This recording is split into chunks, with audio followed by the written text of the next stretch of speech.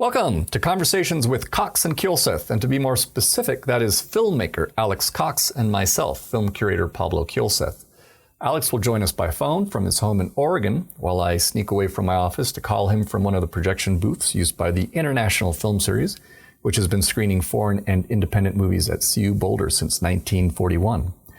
We will keep our chats to about 20 minutes as we discuss whatever movie-related topics grab our fancy. Thanks for joining us. Okay, action.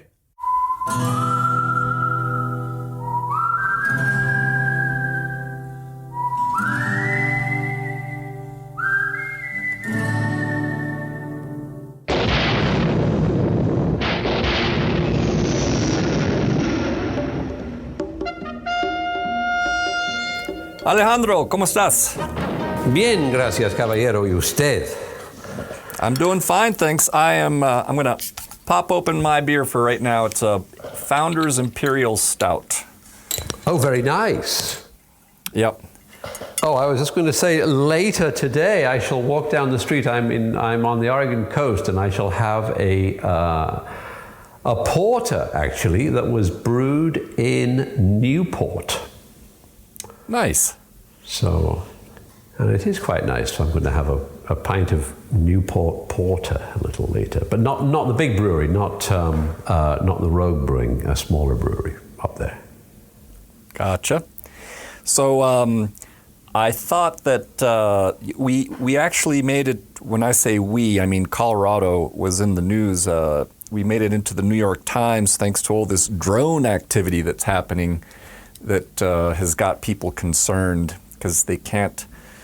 No one's able to explain why there are so many drones mapping out these areas that are here nearby and near Denverish.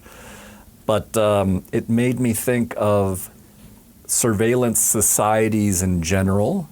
And I thought, you just wrote a book recently about one of our collectively favorite TV shows. The Prisoner. Exactly. And your book was called Decoding the Prisoner, and it was released, was it 2-3 years ago? I think it came out a couple of years ago. It's called, the main title is I Am a Number, and then, or I Am brackets, not close brackets, a number, and the subtitle is Decoding the Prisoner. That's right. Published 2017, and that was on the occasion of the anniversary, I think, of the 50th anniversary of The Prisoner. Doesn't time fly when we're having fun? Yeah. So could you, for those who are just tuning in and who might not know anything about The Prisoner, why don't you give us a little bit of background on why that was such a wonderful show? Back in the mid-60s, the most popular actor on British television was a guy called Patrick McGoohan. And McGoohan had done, I think, 2.5 series of a show called Danger Man, a sort of a spy, James Bond type thing. And he was sick of it and didn't want to do it anymore. So he went to Lou Grade, who was the head of the independent television company that was making Danger Man, and said to Lou Grade, I want to do this other thing instead. And pitched it to him verbally, and I think showed him some pictures of a very quaint and rather odd Italianate village which an eccentric had built in North Wales, and said, I want to shoot it here. And Grade was convinced, because McGoohan was the most popular star of British television at the time. Grade said, okay, we'll do it. Let's do this thing. What's it called? The Prisoner. And originally, perhaps Grade had the impression it was going to be the further adventures of Danger Man, the spy. But as the series unfolded, it took on much more of a political and science fictional aspect. And most of the episodes deal with some social issue, and often in science fictional terms. Would you say that's a good description of it? Yes, that would be an excellent description. And your book actually took a distinct approach to the episodes. Is that right? Yes, because the episodes were shot in a certain order, and at the beginning of the series, I don't think anybody had entirely decided what it was about.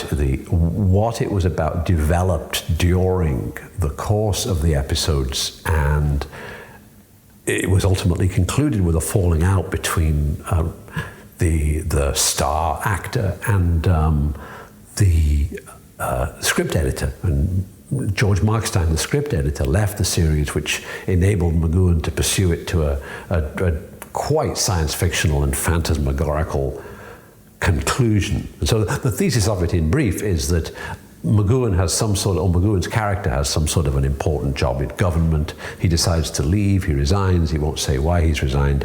So he's kidnapped either by the British government or an allied government, or perhaps by the Russians, and put in this strange holiday camp where he on the surface is treated kindly but cannot leave. And of course there's always a threat that he'll be treated very unkindly and submitted to a lobotomy or some even weirder mind-altering technique that they're experimenting with in the place that they call the village. Or the So it sounds good. orb. Everybody should watch these shows. But why should they watch it? It seems like now more than ever, maybe it should come back. And when people talk about great TV shows, right now people are, they'll go back to The Wire, or they'll say Breaking Bad, and obviously there's a lot of other very popular shows. But here's a show from 50 years ago. And how specifically would you, if you were to put on your professorial hat and address a younger crowd, how would you try to pitch to them why this is an important show for them to revisit or to watch, actually more importantly, for the first time? Boy, one of the principal virtues of it, compared to, say, The Wire or Breaking Bad or Deadwood or whatever, is that there aren't a whole bunch of subsidiary characters. There are only 17 episodes altogether of the series. It was never picked up for renewal, so there's 17 episodes, that's it. And in those episodes, they have to resolve everything. And they do, remarkably enough. Whereas if the goal of a contemporary streaming series is to generate as many episodes as possible, ideally 100, because these things are sold in bulk. And The Prisoner is very lean. It's a lean machine, and Well, I think all the better for it. Maybe even more to the point is that it is a very unique vision from one mind. I mean, but I'm not 100% sure on that. I know that McGoohan had support, of course, and it takes a village, so to speak, to make something like this happen. But it was a very unique project insofar as he was not having to work with committee or with a whole bunch of other players. Is that correct? No, that's right. I mean, he was dealing originally with Markstein, who'd been the script editor on the last series of Danger Man. And Markstein was a kind of a spy fan, He was like Ian Fleming. He was fascinated by the spook world and alleged to have entree to certain aspects of it. But the two of them grew further and further apart as McGoohan felt that his character wasn't just this conventional James Bond guy. Right. And then he was really on his own. I mean, in the end, it was about McGoohan because he was the star. He was the writer of several episodes. He picked directors who were quite compliant and perhaps not very talented. He'd never picked a first-rate director to work on the series, but he picked first-rate actors to act with. And really what it meant was, by having these compliant kind of, old-time directors in the director's chair, meant that he got to be in charge. So he was in charge of the whole damn show until Lou Grade eventually said, I'm not going to give you any more money and we're not going to go past 17 episodes. And how was it received at the time of its release? Was it a success when it came out? Well, it's really hard to know because there wasn't so much media about media in those days.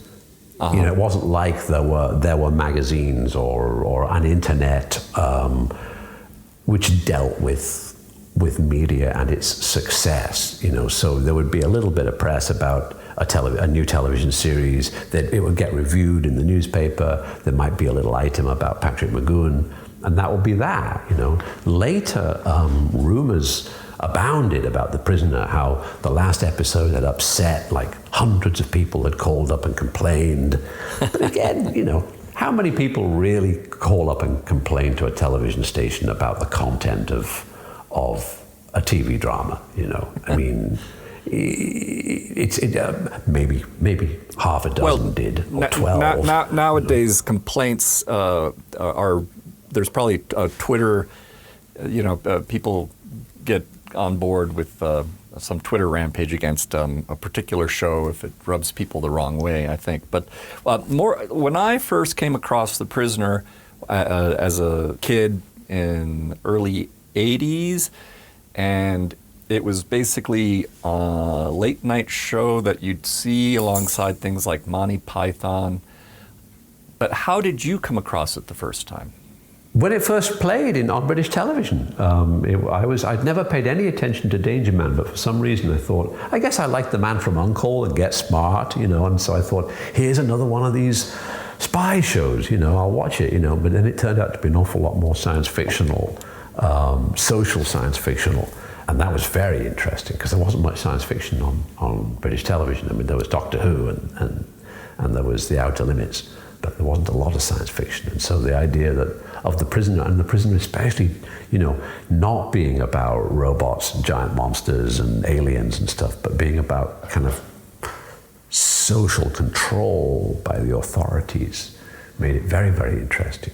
And also what's suggested by Leo McKern in an early episode, that the village where they are all imprisoned, even though he in theory is running the village, he says he too is a prisoner there, and maybe it's run by the British, maybe it's run by the Americans, maybe it's run by the Russians, maybe it doesn't matter, because they're all attempting to perpetuate their own systems of control. And that's what develops during the course of the episodes, and that was why I suggested in my book that they should be watched in the order in which they were made, because when they were broadcast, the broadcaster would tend to swap them around, for whatever reason. And the other point to hammer home, I think, is that we now all live in the village in a very Orwellian sense, that everything. And that's the reason I started off by talking about all the drones that are mapping out sections of random parcels of land out here in Colorado. But there's a ton of crime shows that people can tap into right now on any of the various streaming platforms that are out there. And one of the things that they all have in common is how much information you're able to piece together from just all the surveillance that exists currently. And even if you go back 20 years or 10 years, there was still a lot of old tech surveillance that was actually still quite effective. But now it's mind-boggling to think of how much data we give out just by you and me talking right now, or the GPS on our phones. I mean, it's and I think because as you say, we carry these personal surveillance devices with us wherever we go. It certainly enhances the surveillance experience.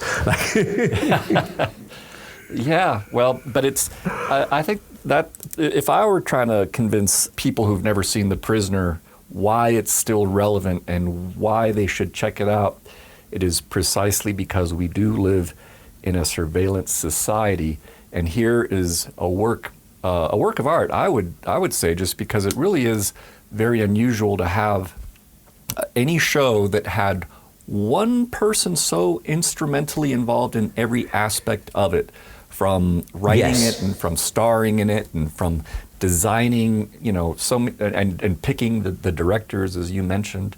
Yeah, and directing several of the best episodes himself, so. Yeah. It's a singular vision, and it has such a great soundtrack, and it has an existential vibe to it that resonates more even today, I think, than when I would have first seen it.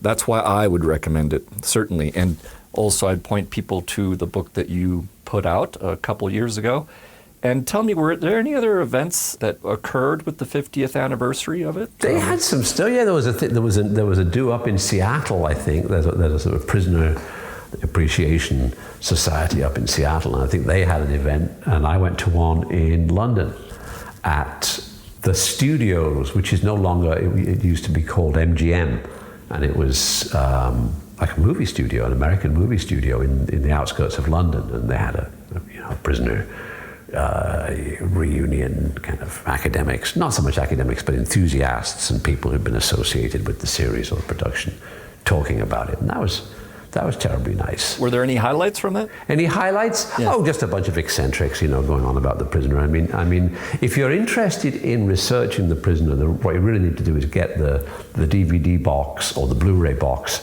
because of all the additional elements, because all the scripts are there. There's lots of outtakes. There's documentaries about the making of the series. So there's actually a whole bunch of good material about The Prisoner that has been saved by people that worked on it or people who've made documentaries or interviews with McGoohan subsequently. Did you ever visit the actual location that they used? I did. When I was a kid, I went with my girlfriend. We took the train out to North Wales, and we must have gone in a taxi, I suppose, from the railway station to Port Merion, where they shot the exteriors. All the interiors, though, were done at MGM outside London. So I would guess most of the series was really shot at MGM, and there was only one other movie in production at MGM at that time. But it was quite a big film. It was Kubrick's 2001. Oh, that's right. And I remember so you telling me that. Yeah. every day, like the cast and crew of 2001 in their ape costumes or their spaceman costumes would sit down with the cast and crew of The Prisoner for lunch in the canteen. Oh, would have loved to have been there for a scene in that canteen. For sure. Yeah, I mean, one imagines that Stanley and Patrick had their lunch in their rooms, you know, but I tend to imagine they did. McGoohan might even have gone off campus for a beer, you know, for his lunch, but I can certainly, I love the thought of all the guys in their prisoner blazers and their spacesuits and monkey suits, you know, lunching together. I love the idea of Kubrick and McGoohan being together just because those are two very headstrong people who are known for their maniacal grips on their creations. So they either would have bonded instantly or come to blows. I think it's going to be one or the other. So. I think they would have avoided each other at all costs. I imagine that their assistants were like charged with making sure that when Stanley came out of the door, McGoohan wasn't in the corridor, you know, because for exactly that reason, you know, because they were such powerful egos, you know, I don't think they would have hit it off. Yeah, no. Well, listen, I think that's our time for this episode, and hopefully we'll get some people out there to think about The Prisoner and revisit it or see it for the first time. And Alex, always good to hear from you, and maybe we'll try to chat again next week. Absolutely. I shall be around, and thank you very much. It's always a pleasure to chat. Thank you very much, Jason, for your recording and editing skills. And yeah, we'll speak more. Sounds good. Talk to you later. All right. Bye-bye.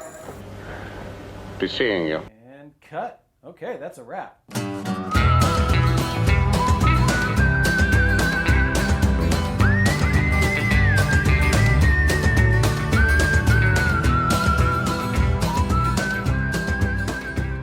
Thanks again for joining Alex Cox and myself today. I'd like to thank Jason Phelps for handling the audio and Ted Thacker for letting us use the intro to his song, The Ballad of Slim Cessna, for the musical cues that bookend these conversations. Don't forget to go out there and watch movies in a larger-than-home venue. It's what brings us all together to see movies the way they were meant to be seen, on the big screen, as we sit next to strangers, neighbors, and friends.